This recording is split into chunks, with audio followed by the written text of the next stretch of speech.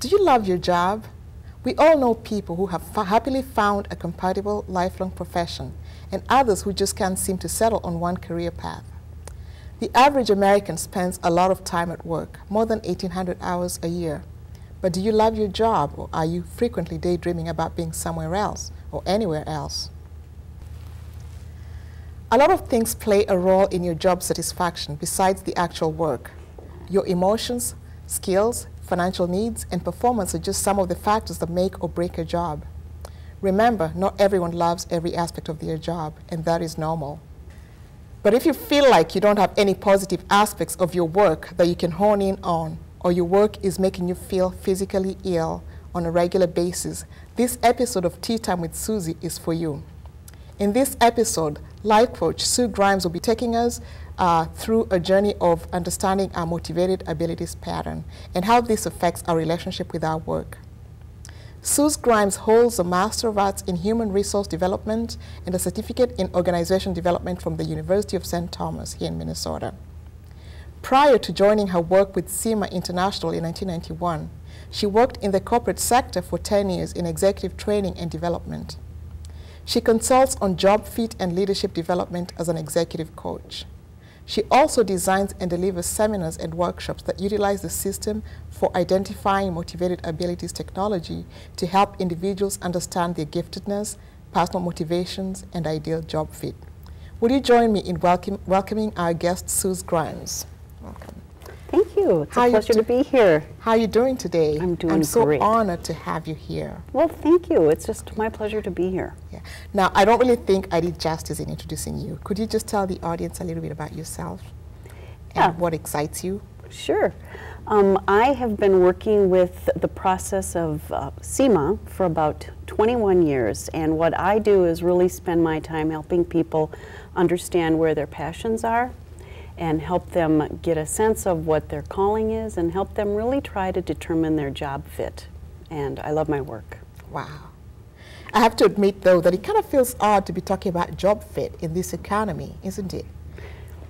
You know, we really are living in real challenging times. And so many people are out of work, and really the majority of people that I work with are just grateful to have a job. Yeah. So we do want to think about job fit within the context of all of our economic situation, and there's lots of times we just need to have work, and the idea of job fit is maybe not as high on everybody's to-do list, maybe. Yes, yeah. If any of you right here in the studio or at home are experiencing unemployment, I want to challenge you to think about this as actually a very positive thing, because you know what? If you don't have a job right now, you have all the time in the world to figure out what you really like, what you'd like to do, and find that job that's just right for you. Can you just talk a little bit, first of all, about some of the clients that you work with and tell me what they look for and why they consult with somebody like you? Sure. I have a real broad range of clients that I work with. I do work in the corporate sector. Yes. I do work in the not-for-profit sector. I do work in the faith-based and church sector.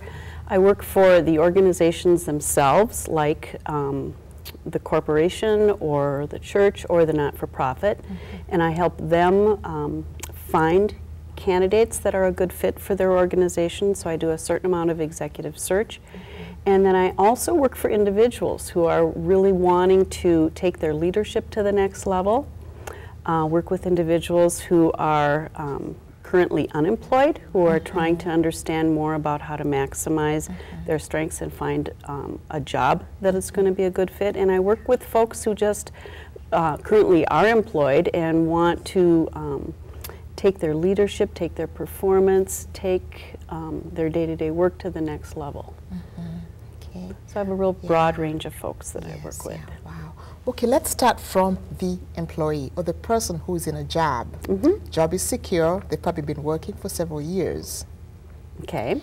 And let's say at one point they just begin to think that, well, you know what, I've been doing this for a long time, or maybe they're just really unhappy. Right. What are some symptoms? What are some things that trigger them to begin to think that maybe I need to work with a coach? You know, everybody's really different, Susie, but what I think I could kind of generalize with folks that are looking for a coach is that there's some part of their life that they're just not getting the traction that they want. And in my specific area of expertise, it's typically people are just feeling like they're not happy or they're not making the most of their current situation. And I help all of my clients take a look at who they are motivationally, how they're hardwired, and how does that hardwiring fit within their certain work environment and work situation.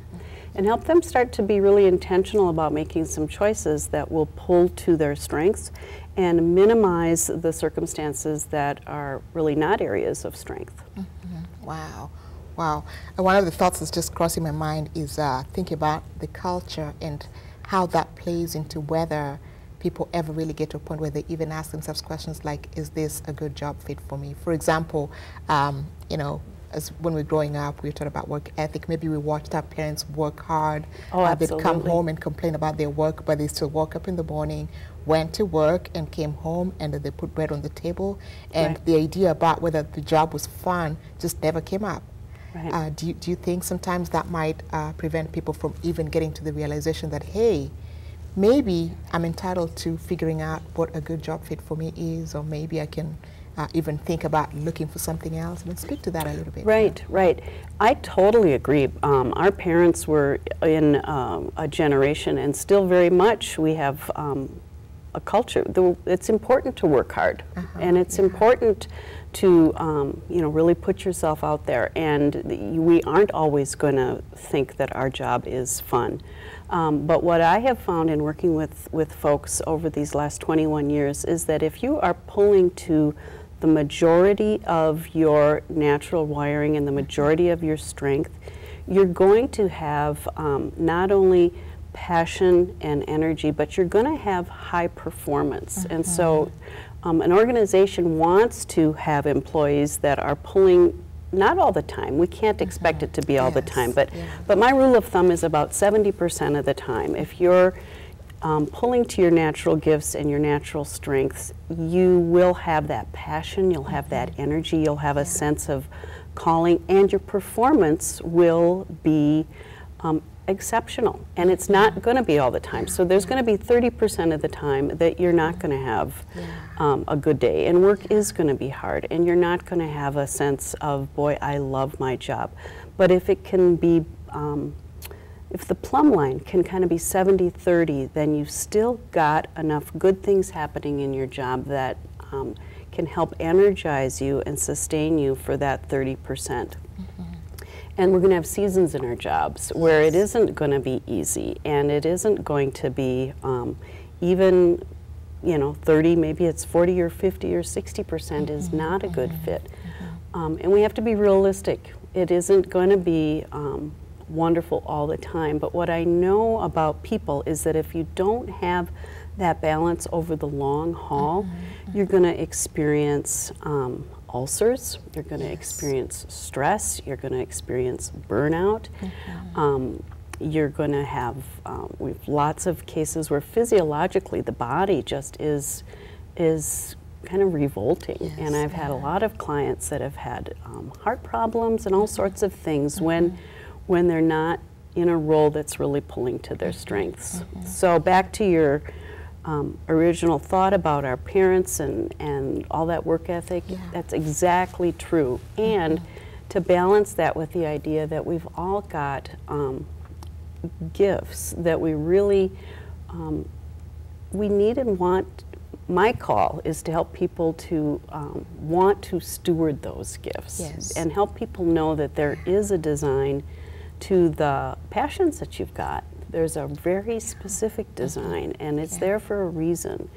And to steward that well helps you not only be joyful and satisfied and give your best stuff, but it really is blessing others. You become a blessing when you're doing that which you've been wired to do.